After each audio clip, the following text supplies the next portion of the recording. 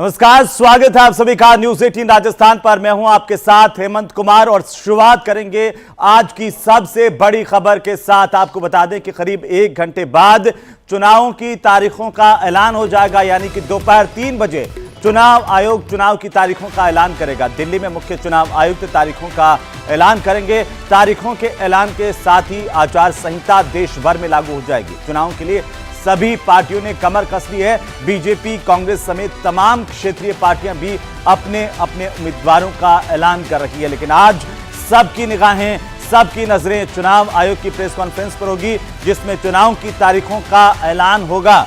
News 18 आपको चुनावी तारीखों के ऐलान पर महा कवरेज दिखा रहा है। चुनाव से जुड़ी हर खबर आप तक सबसे पहले और सटीक जानकारी के साथ पहुंचाने की कोशिश है हमारी। देखते रहिए। आपको बता दें, आज की सबसे बड़ी खबर, सबको इंतजार है कि चुनाव आयोग जब तारीखों का ऐलान करेगा तो साथ ही साथ यह भी जानकारी होगी कि 6 या 7 चरणों में लोकसभा के चुनाव इस बार हो सकते हैं। राजस्थान की बात करें, राजस्थान में 2 चरणों में मतदान हो सकता है। सूत्रों के हवाले से यह सबसे बड़ी जानकारी है। दोपहर को 3 बजे चुनाव आयोग की तरफ से चुनावी तारीखों का ऐलान किया जाएगा। मई के अंतिम या जून के पहले हफ्ते में मतगणना हो सकती है। 6 या 7 चरणों में मतदान करवाया जा सकता है, चुनाव हो सकता है। और आपको बता दें, राजस्थान में 2 चरणों में चुनाव हो सकता है। कुछ ही देर में मेरी सहयोगी प्रियंका हमें ज्वाइन करेंगी, लेकिन उससे पहले हम आपको बता दें अब तक की सबसे बड़ी खबर और एक खास रिपोर्ट आप देखिए।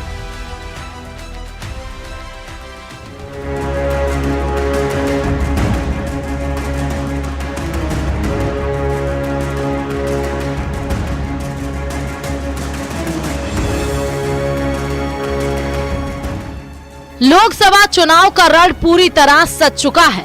इलेक्शन कमीशन चुनाव कराने के लिए तैयार है, लेकिन उससे पहले क्या आपको ये पता है कि पिछले चुनाव में कितनी प्रतिशत मतदान हुआ था? बीजेपी ने कितनी सीटें जीती थी? कांग्रेस को क्या मिला था और कितने चरणों में मतदान हुआ था? ये सब 2019 के लोकसभा चुनाव की बात है, लेकिन अब बात 2024 की होगी। यहाँ एक तरफ बीजेपी और दूसरी तरफ कांग्रेस है, जहाँ दोनों के साथ अन्य पार्टियां भी जुड़ी हुई हैं, लेकिन इस बार भी माहौल वैसा ही है। लेकिन अगर बात 2019 की कर लेते हैं तो 2019 में 542 सीटों पर वोटिंग 7 चरणों में हुई थी। 11 अप्रैल को 20 राज्यों 91 सीटों पर वोटिंग हुई, जो 60% थी। 18 अप्रैल को 13 राज्यों की 95 सीटों पर वोटिंग हुई, जो 61.62% थी। 23 अप्रैल को 14 राज्यों की 117 सीटों पर वोटिंग हुई, जो 65% थी। 29 अप्रैल को 9 राज्यों की 71 सीटों पर वोटिंग हुई, जो 64% थी। वहीं 6 मई को 7 राज्यों की 51 सीटों पर वोटिंग हुई, जो 63.4% थी। 12 मई को छठे फेज में 7 राज्यों की 59 सीटों पर वोटिंग हुई, जो 63% था। और अंतिम फेज में 19 मई को 8 राज्यों की 59 सीटों पर वोटिंग हुई, जो 64% था। वहीं 2014 का चुनाव 9 चरणों में हुआ था। लोकसभा चुनाव के साथ ही आंध्र प्रदेश, उड़ीसा, अरुणाचल प्रदेश में विधानसभा के चुनाव भी होंगे। वहीं 2019 में 90 करोड़ मतदाता थे और 2014 में 81 करोड़ मतदाता थे, लेकिन 2024 में यह 98 करोड़ के आसपास है। लेकिन इसके अलावा कुछ राज्यों में पूरे 7 चरणों में वोटिंग होती रही है। ऐसे राज्य में यूपी, बिहार और बंगाल में 7 राउंड में वोटिंग हुई। 22 राज्यों और केंद्र शासित प्रदेश में 1 राउंड में ही वोटिंग, जिनमें आंध्र प्रदेश, अरुणाचल प्रदेश, गोवा, गुजरात, हरियाणा, हिमाचल प्रदेश, केरल, मेघालय, मिजोरम, नागालैंड, पंजाब, सिक्किम, तेलंगाना, तमिलनाडु, उत्तराखंड, अंडमान निकोबार, दादर एवं नागर हवेली, दिल्ली, पुदुचेरी, चंडीगढ़ में एक ही राउंड में मतदान हुआ था। 11 अप्रैल से 19 मई तक हुए चुनाव का नतीजा 23 मई को आया था। 2019 में बीजेपी को एक बार फिर प्रचंड बहुमत मिला था। वहीं मुख्य विपक्षी पार्टी कांग्रेस को बड़ी शर्मनाक पराजय मिली थी। 2014 में बीजेपी को 282 सीट, सहयोगियों के साथ 336 सीट मिली थी। वहीं 2019 में ये आंकड़ा 300 को पार कर गया और बीजेपी ने 303 सीटें खुद के दम पर जीती थी। एनडीए गठबंधन ने 353 सीटें हासिल की थी। एनडीए को 2019 में 45% मतदान मिले थे। वहीं बात अगर कांग्रेस की करें तो कांग्रेस को 2014 में 44 सीट और यूपीए को 66 सीट मिली थी और 2019 में 52 सीटें मिली थी और यूपीए को 2019 में 92 सीटें मिली। दोनों बार ही कांग्रेस का वोट प्रतिशत 19 के करीब था। वहीं 2014 में 66.34% वोटिंग हुई थी, लेकिन 2019 में वोटिंग प्रतिशत बढ़ा और 67.40% वोटिंग हुई। 2019 में 17.4 लाख वीवीपैट और 39.6 लाख ईवीएम का उपयोग 10,35,000 मतदान केंद्रों में किया गया। हालांकि इस बार हर चीज बढ़ गई है, वोटर से लेकर मतदान केंद्र तक। Bureau report, news 18 Rajasthan. तो 2019 लोकसभा चुनाव वोट शेयर की हमने आपको बताया कि क्या क्या वोट शेयर रहे और अब वो घड़ी आ गई है जिसका सभी को इंतजार था। दोपहर 3 बजे का इंतजार किया जा रहा है जब चुनाव आयोग की ओर से चुनाव की तारीखों का ऐलान किया जाएगा। तो चुनाव आयोग 3 बजे प्रेस कॉन्फ्रेंस के जरिए चुनावी तारीखों का ऐलान करेगा और जो शंखनाद होने वाला है उसे लेकर के तमाम राजनीतिक दलों की अपनी अपनी तैयारियां हैं और साथ ही साथ प्रत्याशियों के ऐलान का भी सिलसिला हम देख पा रहे हैं। सहयोगी हमारे साथ जुड़ चुके हैं, दो अलग अलग, लवली हमारे साथ जयपुर से और राकेश भी जुड़ चुके हैं।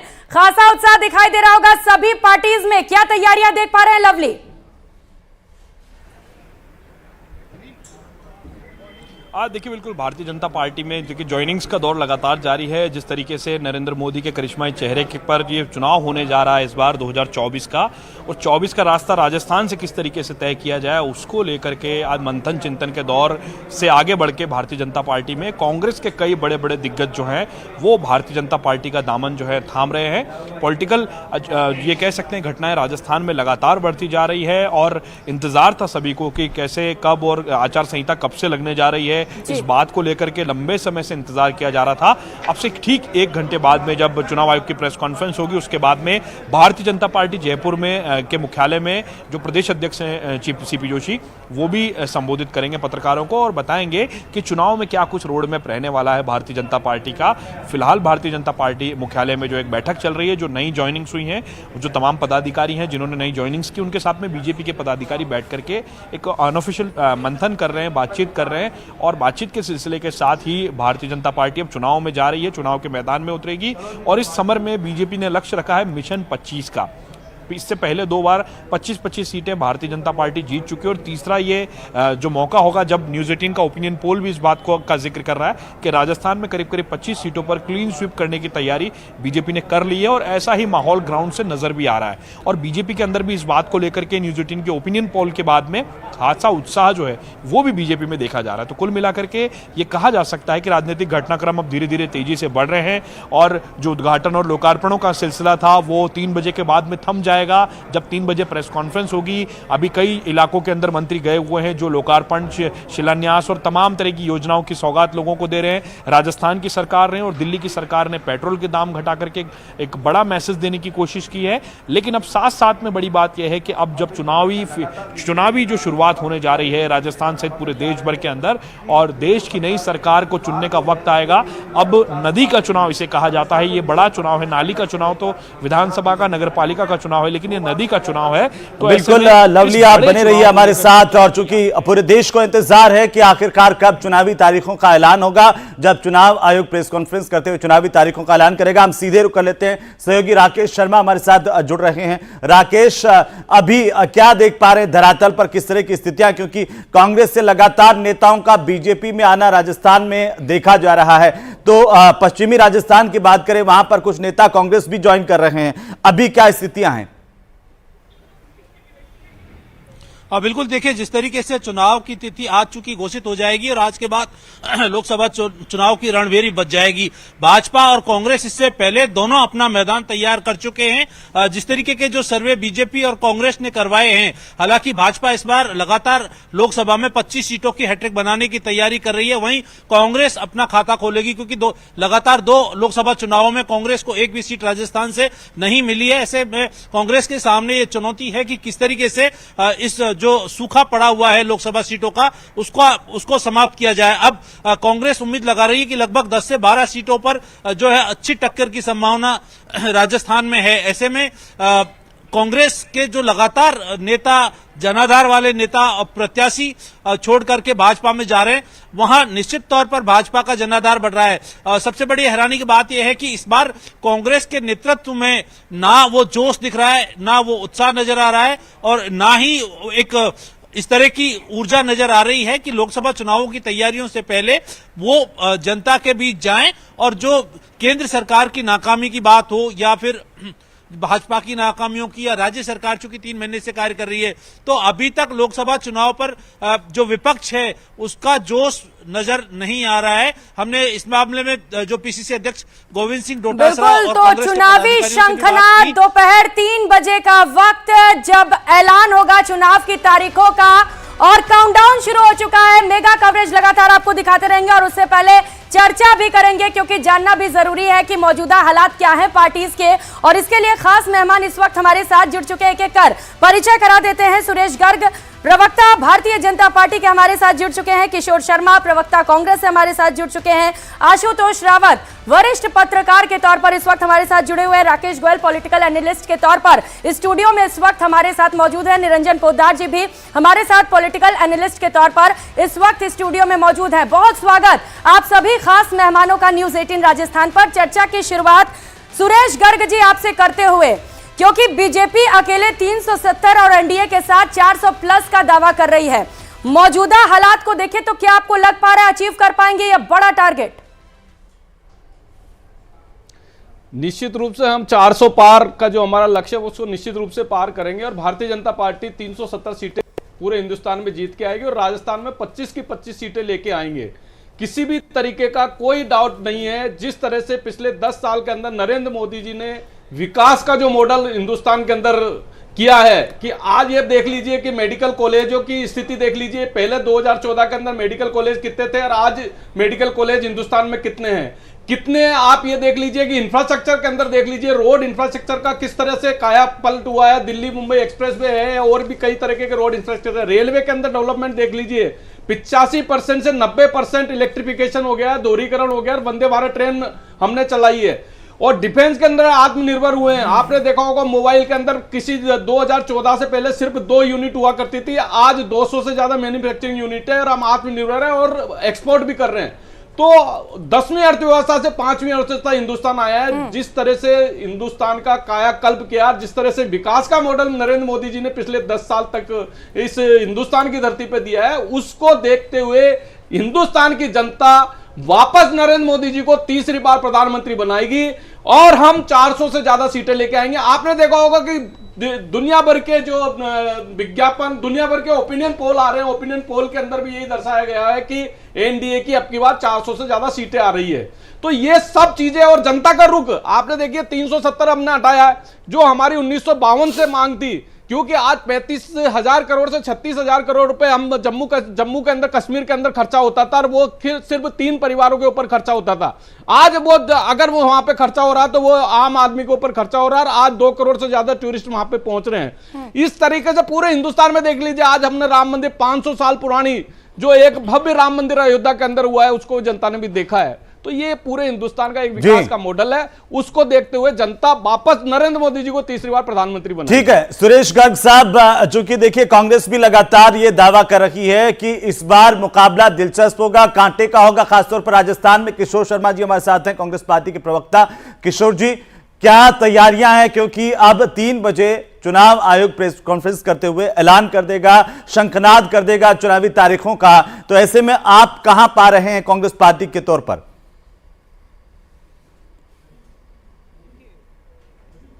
कि चुनाव है, चुनाव की तरह लड़ा जाएगा। और हम चूंकि राजनीति में से चुनाव के लिए नहीं आए, सेवा के मकसद से हम राजनीति में हैं, तो जनता के साथ हमारा बर्ताव भी वही है, उसी तरीके से हम लोग काम कर रहे हैं।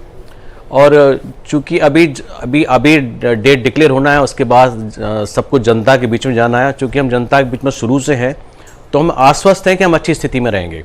रही दावा करने वाली बात, तो अभी चुनाव से पहले तो कोई भी दावा किया जा सकता है, लेकिन अभी थोड़ा धैर्य रखना होगा, क्योंकि अभी बहुत सारा पानी बहना बाकी है। और जब स्थिति विश्वास में जाएंगे लोगों के बीच में, तब बहुत सारी चीज़ें क्लियर हो जाएगी। और ये बात साफ तौर पर मान लेना चाहिए कि कांग्रेस अच्छी स्थिति में है और अच्छी स्थिति में सीटें लेके आएगी। लेकिन किशोर जी, ये सवाल इसलिए भी है क्योंकि लगातार बीजेपी कह रही है कि आपके जो भी लोग हैं जो लगातार कांग्रेस पार्टी का चेहरा रहे हैं, वो एक एक करके सब बीजेपी में शामिल हो रहे हैं। ये बहुत अच्छा सवाल आपने किया जी। हम तो हेमंत ना तो दिल्ली में राज में है, ना केंद्र में राज में है, ना राजस्थान में राज में है। तो जो लोग हमारे जो छोड़ के जा रहे हैं, हो सकता है पावर हमारे पास नहीं होगी, इसलिए छोड़ के जा रहे होंगे। लेकिन एक सवाल आप अपने जहन में रखिएगा और पूछिएगा बीजेपी से कि मौजूदा सांसद छोड़ के चले जा रहे हैं बीजेपी के, जो नरेंद्र मोदी की ब्रिगेड के लोग हैं। हरियाणा में एक सांसद छोड़ के चला जाता है, राजस्थान का एक सांसद छोड़ के चला जाता है, और तो और हरियाणा में पूरी सरकार की सरकार बदल जाती, मनोहर खट्टर से इस्तीफा ले लिया जाता है। ये अगर इतना ही अच्छा चल रहा है, तो ये सब ऐसा फेरबदल कैसे हो रहा है? इतना ये किस बात का फियर है कि 2 मौजूदा सांसद चले गए, सरकार की सरकार हरियाणा की बदल गई, तो इतना अच्छा माहौल कहां दिख रहा है? मुझे बता दीजिए आप। ये इसका जवाब ले लेंगे बीजेपी से, लेकिन पहले हमारे साथ प्रियंका 2 और खास मेहमान भी स्टूडियो में हैं, उनको भी एक एक करके शामिल कर लेते हैं। गोयल साहब, आपके पास आते हुए, क्योंकि अभी देखिए 3 बजे प्रेस कॉन्फ्रेंस होगी, चुनाव आयोग चुनावी तारीखों का ऐलान भी कर देगा, लेकिन उससे पहले जो स्थितियां अपने अपने दावे हैं, और बीजेपी कांग्रेस के, और आज प्रधानमंत्री नरेंद्र मोदी ने जो थीम सॉन्ग है चुनाव का वो भी जारी किया, मोदी का परिवार। क्या ये पिछली बार जिस तरह से मैं चौकीदार को लेकर के कैंपेनिंग की शुरुआत भारतीय जनता पार्टी की तरफ से इसी दिन की गई थी, और आज जब प्रधानमंत्री ने एक कैंपेन की शुरुआत की है, क्या माना जाए यही एक थीम सॉन्ग होगा इस बार का बीजेपी का चुनाव का, और ये कितना असरकार आपको लगता है कि होगा? देखिए हेमंत जी, प्रधानमंत्री जी ने अपने पहले भी भाषणों में, जैसे लाल किले से भी भाषण दिया, तो उसमें उन्होंने लोगों को अपना परिवारजन कह के ही संबोधित किया था कि मेरे परिवारजनों।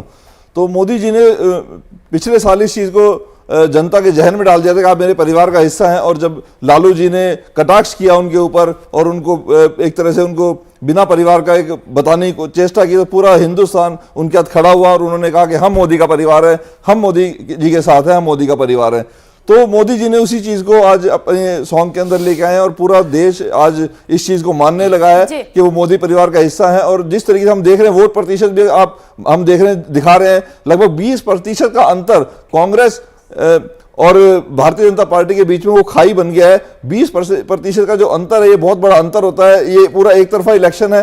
25 की 25 सीटें भारी बहुमत से राजस्थान के अंदर भाजपा जीतने वाली है, और उसके अलावा पूरे हिंदुस्तान के अंदर जिस तरीके से वोट शेयर बढ़ा है, जिस तरीके से सीटें दिखाई दे रही हैं, जिस तरीके से ओपिनियन पोल सामने आ रहे हैं, लोग कहीं ना कहीं देश से, मोदी जी से अपने आप को जुड़ाव महसूस कर रहे हैं और थोड़ा मजबूत मानते हैं अपने आप को। गर्व से उनका सीना चौड़ा होता है कि आप 370 की चाहे बात करें, चाहे विकास के रास्ते की बात करें, चाहे राम मंदिर मुद्दे के ऊपर बात करें, तो ये सब राष्ट्रीय गौरव का विषय बन गया है। कह रहे हैं आप कि 25 की 25 सीटें बीजेपी जीत सकती है, क्योंकि विपक्ष पर जहां परिवारवाद को लेकर हमला कर रही है बीजेपी, तो वहीं पूरे देश को अपना परिवार भी बता रही है। निरंजन पोद्दार साहब, आपके पास आते हुए, क्योंकि कई सारे मुद्दे बीजेपी की ओर से उठाए जा रहे हैं, जो जन कल्याणकारी योजनाएं, उनका बखान भी किया जा रहा है। क्या आपको लग रहा है कि विपक्ष के पास कोई ऐसा बड़ा मुद्दा है जिसके दम पर वो जीत सके, या फिर मोदी के चेहरे पर ही बीजेपी चुनाव लड़ेगी भी और जीतेगी भी? देखिए प्रियंका जी, निश्चित रूप से आप ये समझ लीजिए, चुनाव के अंदर मुद्दे बहुत महत्वपूर्ण स्थान रखते हैं। लेकिन आप एक चीज देखेंगे कि पिछले लगभग 6 महीने की बात करूं या 1 साल की बात करूं, विपक्ष के पास तमाम वही मुद्दे। अब मैं ये चीज देख रहा हूं कि वही महंगाई, भ्रष्टाचार, नारी सम्मान, पहलवान, किसान, यही जो मुद्दे लेके चल रहे हैं। और हमारे यहाँ लोकतांत्रिक व्यवस्था के अंदर ये कहा जाता है कि किसी भी मुद्दे के ऊपर जब एक बार जनादेश आ जाता है, तो उसके बाद में, चाहे वो पक्ष में है चाहे विपक्ष में है, उसके बाद में वो मुद्दा कहीं ना कहीं उतना महत्व नहीं रखता है, क्योंकि जनता का जनादेश सर्वोपरि माना जाता है। और आप देख रहे होंगे कि अभी जैसे 5 राज्यों के अंदर चुनाव हुए और उनके अंदर जो परिणाम आए उनके अंदर कदाचित विपक्ष यही मुद्दे लेकर के गया, लेकिन जनता ने उन मुद्दों को अस्वीकार कर दिया, यानी कि विपक्ष उसको समझाने में या उनको ये चीज बताने में कामयाब नहीं हुआ।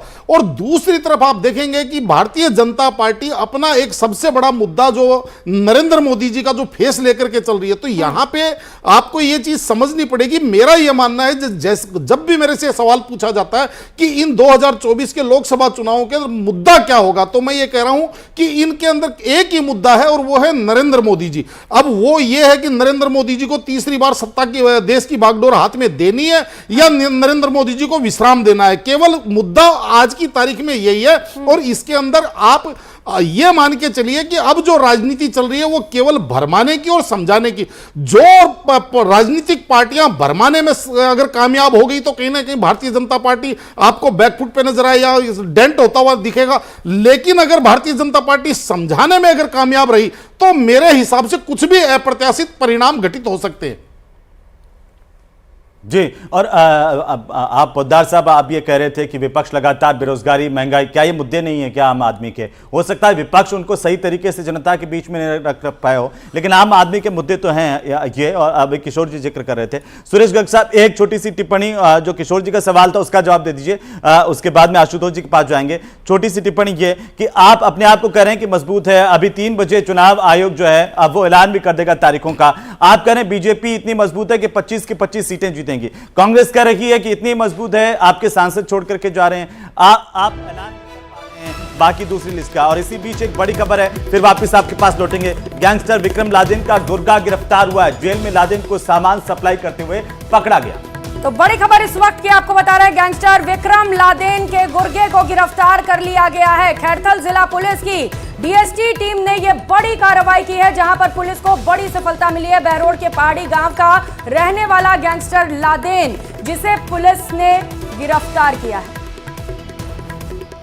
बड़ी खबर इस वक्त की अलवर से मिल रही है, जहां पर गैंगस्टर विक्रम लादेन का गुर्गा गिरफ्तार हुआ है और जेल में लादेन को सामान सप्लाई करते हुए पकड़ा गया। लगातार कार्रवाई की जा रही है। लादेन का गुर्गा सुनील गुर्जर गिरफ्तार किया गया है, इससे पूछताछ की जाएगी। कई अहम सुराग मिल सकते हैं पुलिस को। बहरोड के पहाड़ी गांव का रहने वाला गैंगस्टर लादेन और इसका एक गुर्गा गिरफ्तार हुआ है।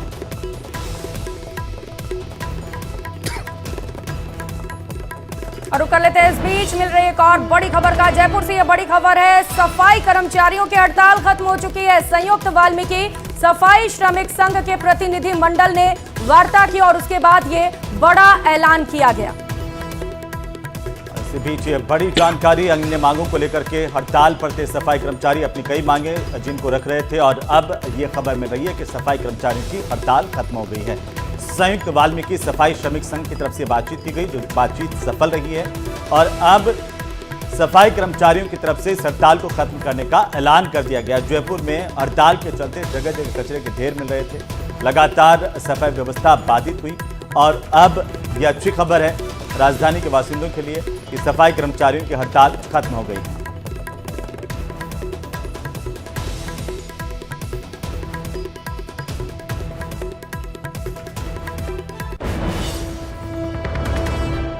और इसी बीच एक और बड़ी खबर मिल रही है। लोकसभा चुनाव के लिए अपने आप को दावेदार बताया था बाड़मेर से इस वक्त की सबसे बड़ी खबर। कांग्रेस पार्टी से खुद को दावेदार बताने वाले पूर्व सांसद कर्नल सोनाराम चौधरी का बड़ा बयान सामने आया है। लोकसभा चुनाव के लिए अपने आप को उन्होंने दावेदार बता दिया है। यह बयान उनके ओर से सामने आया। कांग्रेस पार्टी से अपने आप को दावेदार बताया है। बीजेपी छोड़कर वे इस चुनाव से कांग्रेस में आए थे। तो विधानसभा चुनाव में ये कांग्रेस में शामिल हुए थे, कांग्रेस पार्टी की तरफ से लोकसभा का टिकट मांग रहे थे और फिलहाल इनका ये बयान कि मैं दावेदार हूं। कर्नल सोनाराम चौधरी एक मजबूत नेता माने जाते हैं पश्चिमी राजस्थान में। बाड़मेर से इस वक्त ये सबसे बड़ी जानकारी आ रही है। 3 बार के सांसद और 1 बार विधायक भी रहे हैं। आज कांग्रेस में शामिल हुए उमेदाराम बेनीवाल, और ऐसे में कांग्रेस पार्टी यहां पर प्राथमिकता किसको देगी? क्या उमेदाराम बेनीवाल को टिकट दिया जा सकता है? क्योंकि चर्चाएं उनके शामिल होने के बाद से ही लगातार ये चल रही है। आखिर ये देखना बड़ा दिलचस्प होगा कि पार्टी यहां पर किसको